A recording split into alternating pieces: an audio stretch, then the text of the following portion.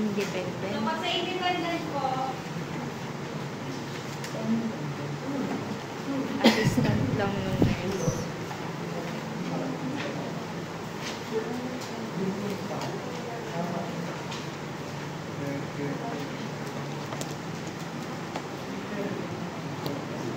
so, doon na tayo sa number 5. Prepare the client.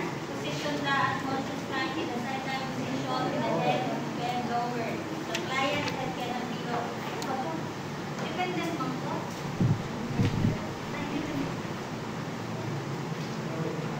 If the client head cannot be lower, turn it to one side.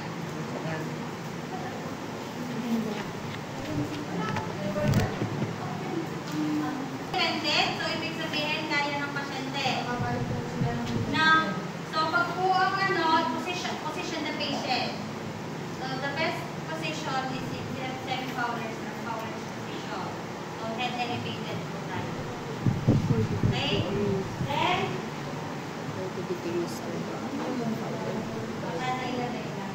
so yung number 5, as you can see kasi pang unconscious meaning dependent to. Okay? So huwag nyo nang i-ano yun. Basta ang posisyon, pag po independent, na-elevate po yung head part ng patient. Then, place the towel under the client. Pang ano dito mo? Pang dependent. So maglalagay lang tayo ng towel sa patient's cheek. Yan. So para lang may lasang kasa. Okay? So, pagka independent, siyempre kaya yung toothbrush mag-isa, diba? So, i-offer mo lang yung toothbrush.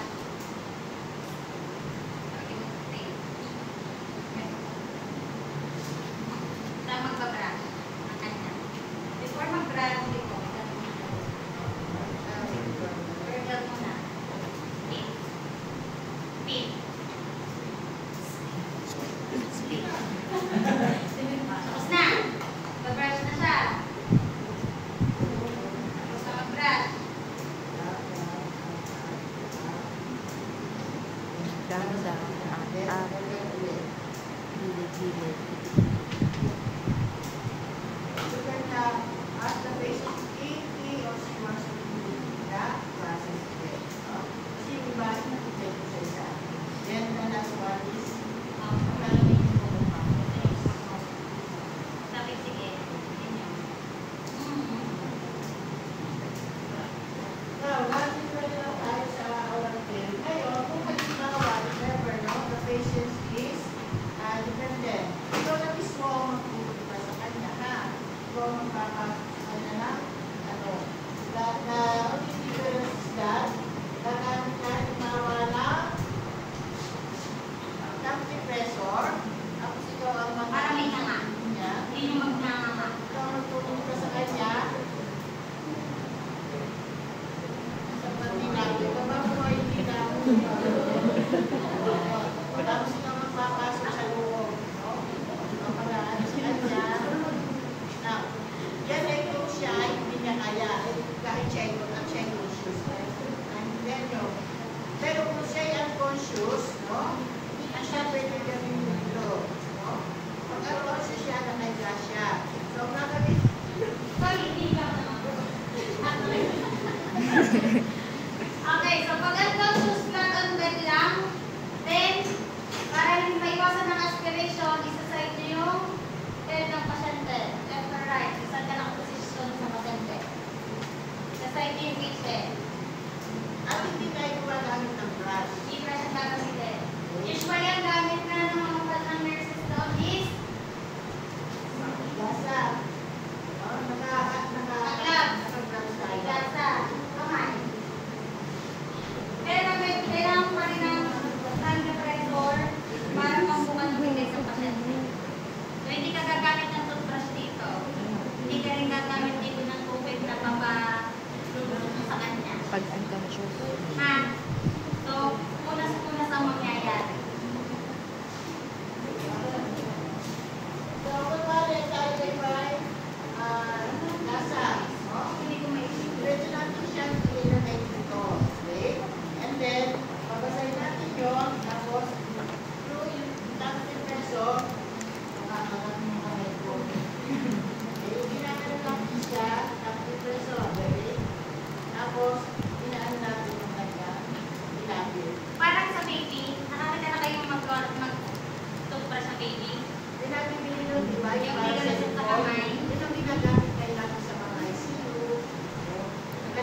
ganon. Dapat lang na nawala hindi toothbrush na release, but rather it's like a massage. Para magkatayo lang sa circulation sa area. So, ang ano natin yun, mula doon sa tulo, paitaas na gano'n, parang mamasas tayo, no? While we are breathing the mouth, we are doing the massage of the tongue.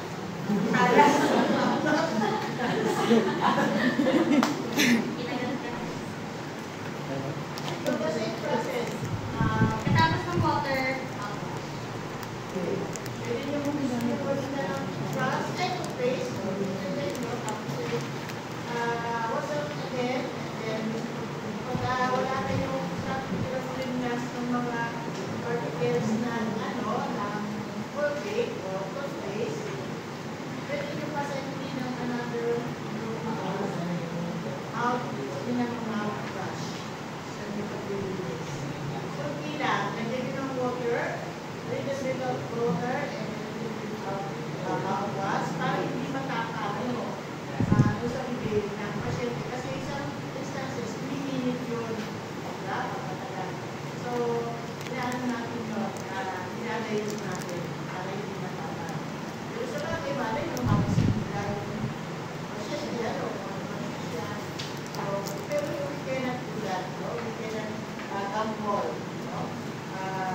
The life of our diet. So, to make sure that it is safe, a little bit of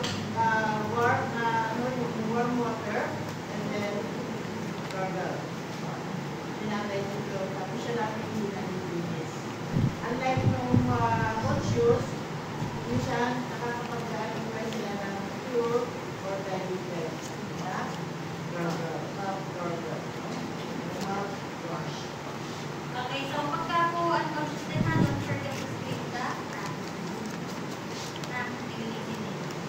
after nung sa mouth, tapos yung sa bibig, sa loob, hindi yan.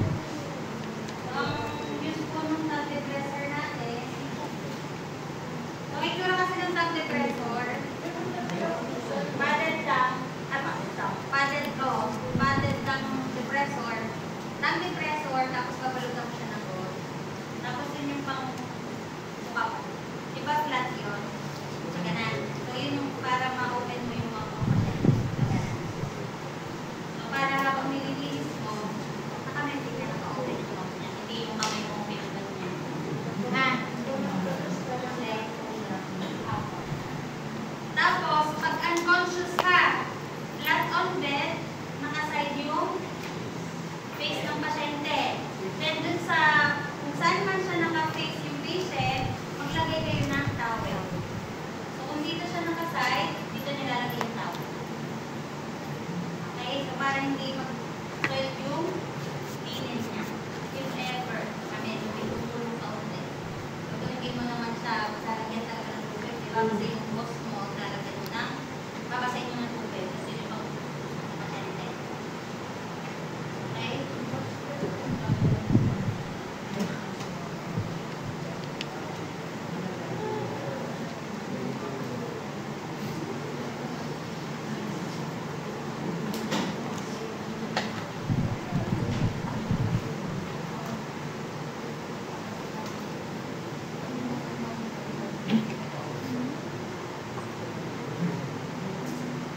Ayun.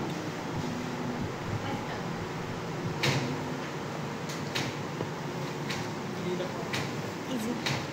Okay, so during your breath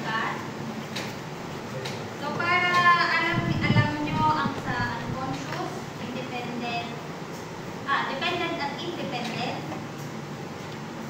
na oral. So since hindi na namin talagang obligation na kayo, hindi mo yung parehas. Pero bubunot kayo kung alin doon ang gagawin din sa partner ninyo.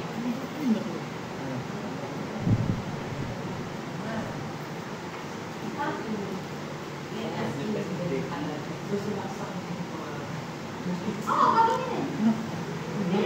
Hindi naman sasalaksakin, lilinisin mo yung area. Circular motion. Hindi ka naman masusukat. Dapat mo i-susukat lang siya. Kung paano lang maglinis.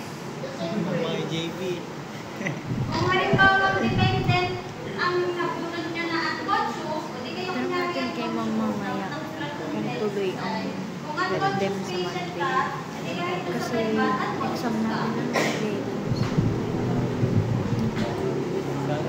Bumunod kayo. Unconscious, conscious.